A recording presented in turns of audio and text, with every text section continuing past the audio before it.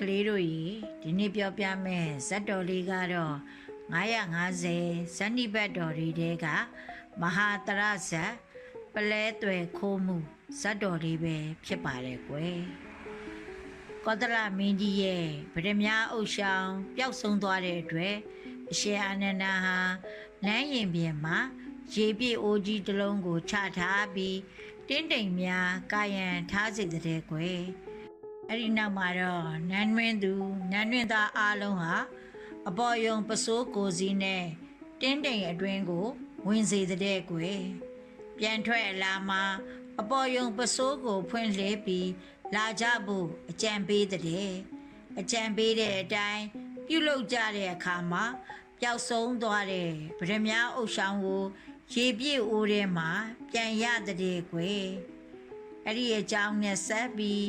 ဗုဒ္ဓမြတ်စွာကအတိတ်ဇာတ်ကြောင်းကိုဟောတော်မူတဲ့ကွယ်အတိတ်ဇာတ်ကြောင်းတွေကတော့ဘာယနတိပြည်မှာမြမရမင်းကြီးထီးနှန်းစိုးစံစဉ်အခါကပေါ့ကွယ်ဘုရားလောင်းဟာအဲ့ဒီမင်းရဲ့အမတ်တူဖြစ်နေတဲ့ဒီနေ့တော့မင်းဟာမောင်မရီနဲ့အတူမင်္ဂလာရေကန်မှာရေကစားတော်မူတဲ့ကွယ်မောင်မရီဟာလေသူတို့ရဲ့လယ်ဆွဲတစားတွေကိုချွတ်ပြီးစုလျားထဲမှာထည့်ပြီးကြော်မတယောက်ကိုစောင့်နေခိုင်းတဲ့ကွယ်ကျော်မဟာလယ်ဆွဲတွေကိုစောင့်ရှောက်နေတဲ့အခါမှာမိကနေနဲ့တစ်ချက်အိပ်ပျော်သွားတဲ့ကွယ်အလစ်ကိုစောင့်နေတဲ့မြောက်မတကောင်ဟာမိဖုရားကြီးရဲ့မဟာတာရမြည်တဲ့ပလဲတဲကိုကောက်ယူပြီး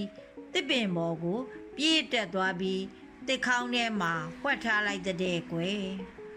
ကျော်မနိုးလာတဲ့အချိန်မှာပလဲတဲကိုမတွေ့ရလို့ခိုးသူတယောက်ဟာပလဲတဲကိုခိုးပြေးပါတယ်ဆိုပြီးကျဲလောင်စွာဟစ်အော်တဲ့ကွယ်အဲ့ဒီဟစ်အော်တဲ့အတန်ကြောင့်မင်းမှုတန်းယောက်ျားတွေဟာ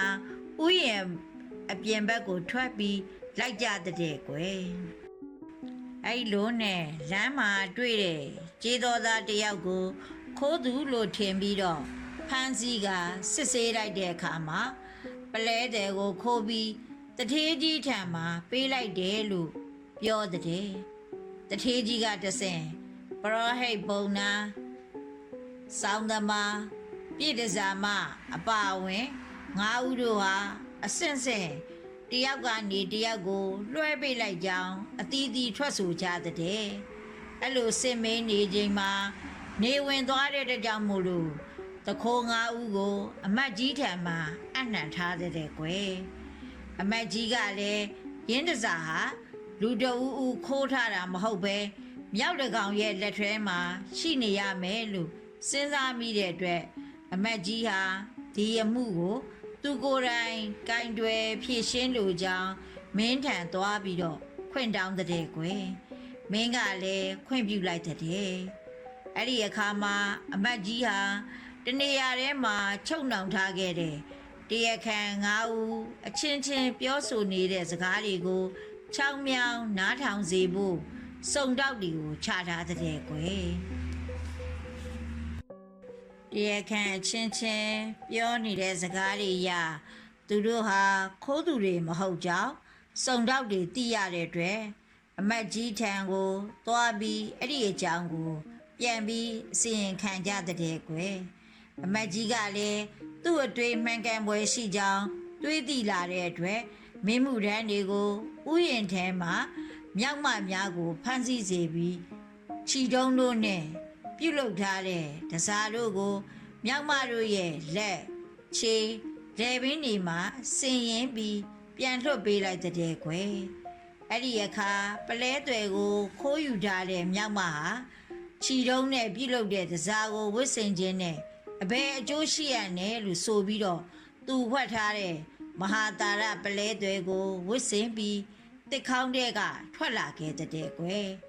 အဲ့ဒီအခါမှာစောင့်ကြည့်နေတဲ့မင်းမှုတန်းတွေဟာ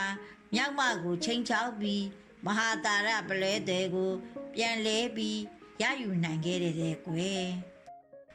စပ်ပေါင်းလိုက်ရင်တော့ဘာယနတိမင်းဟာအရှင်အာနန္ဒာဖြစ်ပြီး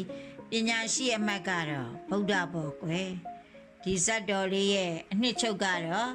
ခက်ခဲတဲ့ပြဿနာကိုဖြေရှင်းနိုင်ဖို့အတွက်ပညာဉာဏ်ရှိဖို့လိုအပ်တယ်ဆိုတာ